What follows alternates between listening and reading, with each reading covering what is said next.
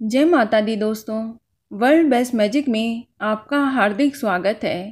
कैसे हैं आप सब? ये बताने के लिए कमेंट बॉक्स में जय माता दी जरूर लिखें।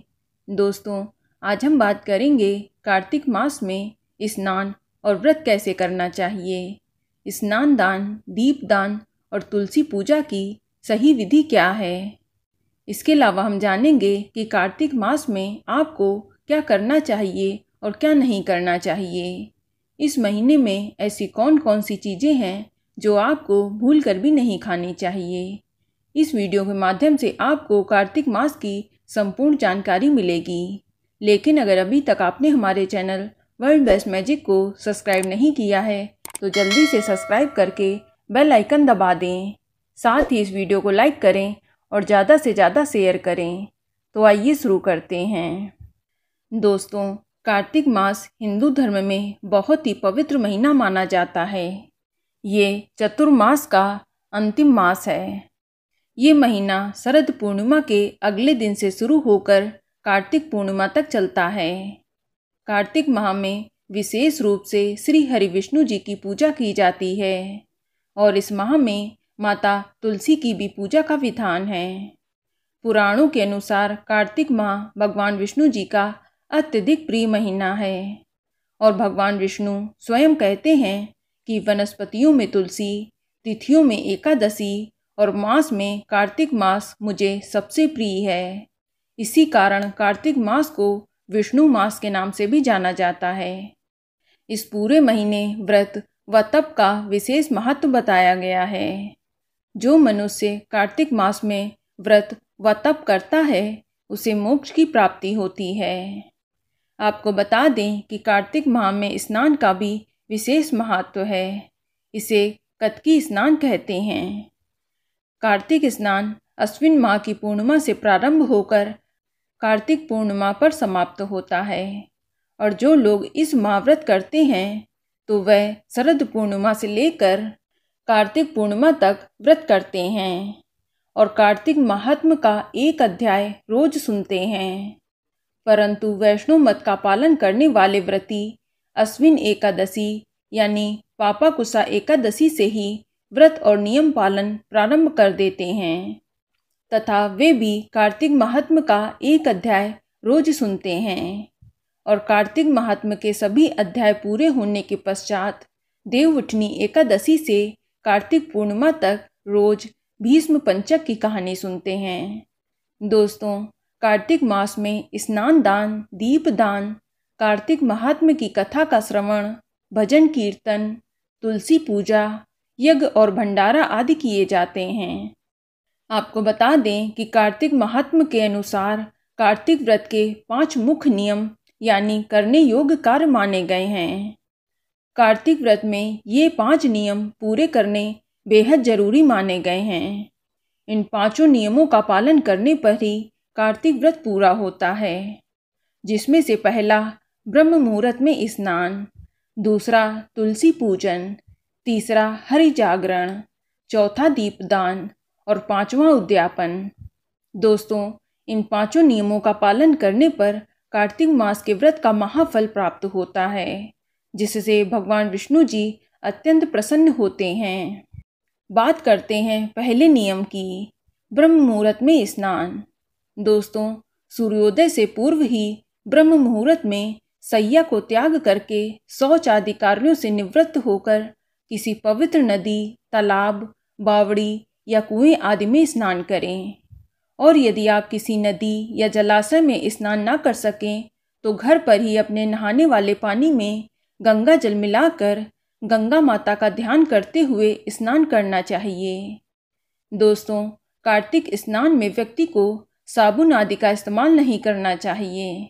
दोस्तों, एक बात बता दूं कि कार्तिक स्नान आपको ब्रह्म मुहूर्त में ही करना चाहिए, जब आसमान में तारे टिमटिमा रहे हों और सूर्य की लालिमा ना हो।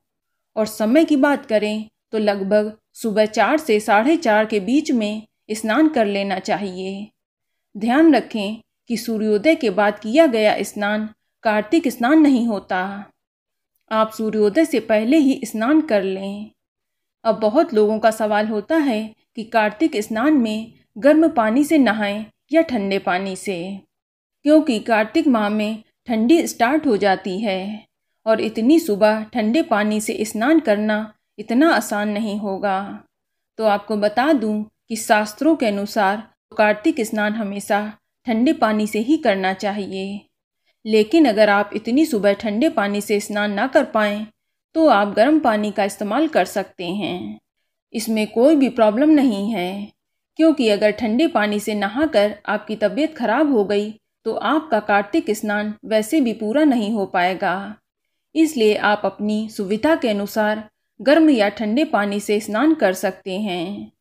दोस्तों, कार्तिक मास में पवित्र नदी में स्नान करने का विशेष महत्व बतलाया गया है। यदि नदी में स्नान नहीं कर सकते तो रात भर छत पर रखे तांबे या मिट्टी के बर्तन में भरे जल से स्नान करना भी बेहद शुभ होता है।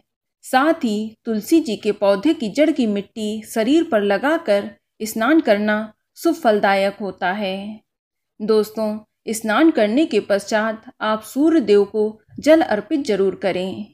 आपको बता दें कि कार्तिक माह के दौरान सूर्य उपासना विशेष फल देने वाली होती है। इसलिए कार्तिक स्नान करने के बाद सूर्य को अर्घ्य देना चाहिए।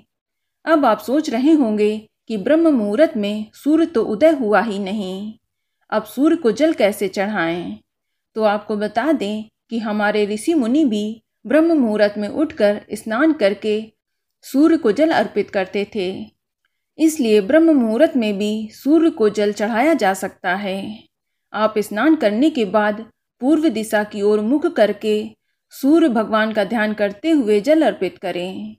दोस्तों, कार्तिक मास का दूसरा नियम है तुलसी पूजन। आप स्नान करने के बाद नियम पूर्वक तुलसी जी की विधि विधान से पूजा करें। तुलसी के गमले में स्वास्तिक का चिन्ह बना लें और रंगोली आदि बना लें।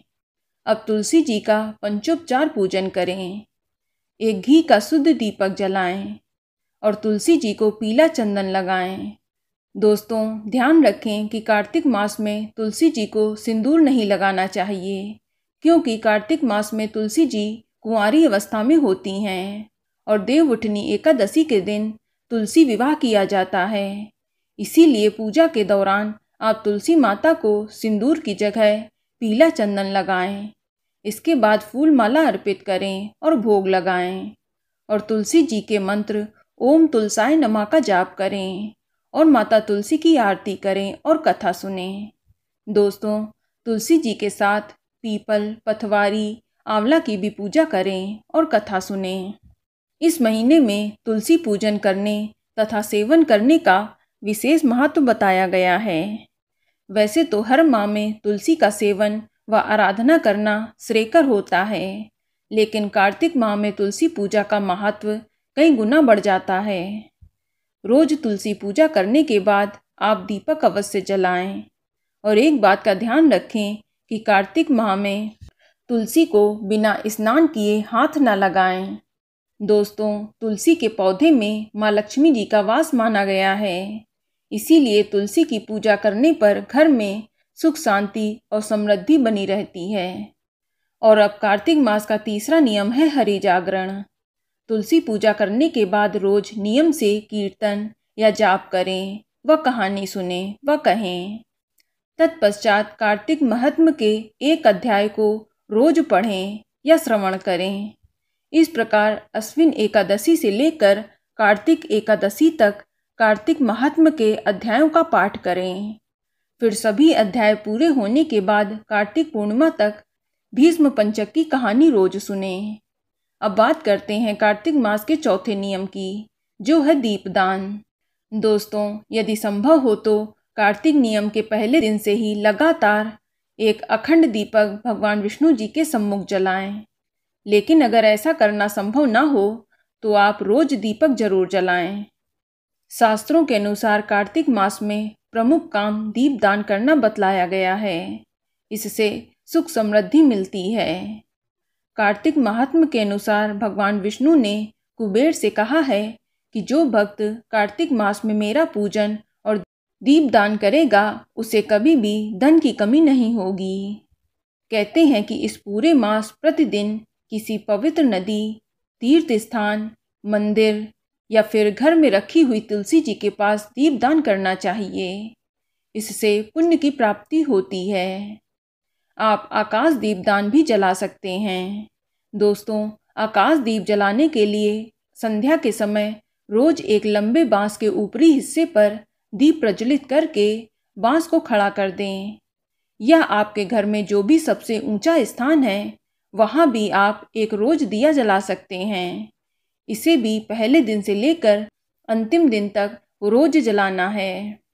अब बात करते हैं कार्तिक मास के 5वें नियम की, जो है उद्यापन। दोस्तों, इसका समापन विशेष रूप से तुलसी विवाह के साथ होता है। व्रत के अंत में धर्मराज जी व उनकी बहन यमुना जी की पूजा अवश्य करें। इनकी पूजा में बांस की छवरिया में वस्त्र बिछाकर चावल, मिष्ठान और एक छड़ी तथा धर्मराज जी के वस्त्र, दक्षिणा में रुपए आदि रख कर किसी योग्य ब्राह्मण को दें, अथवा जहां धर्मराज जी का मंदिर हो वहां चढ़ा दें और यमुना जी की साड़ी, ब्लाउज और सुहाग सामग्री दें। दोस्तों, यदि आपके पास धर्मराज जी का मंदिर ना हो तो फिर किसी भी मंदिर में कोठे पेरे भरें, यानी 4 गन्ने में एक चौकोर कोठा बनाकर उसमें मूंग, चावल, दूध, दही, खील, बतासा, हरी सब्जी आदि रखें। ये सब करने से व्रत सफलतापूर्वक पूर्ण होता है।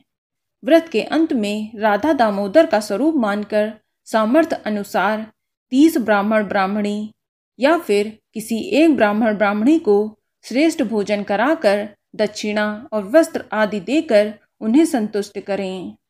दोस्तों, एक बात बता दूं कि यदि आप कार्तिक मास का व्रत नहीं कर सकते हैं, फिर भी आप इन नियमों का पालन करके श्री हरि विष्णु जी की कृपा प्राप्त कर सकते हैं।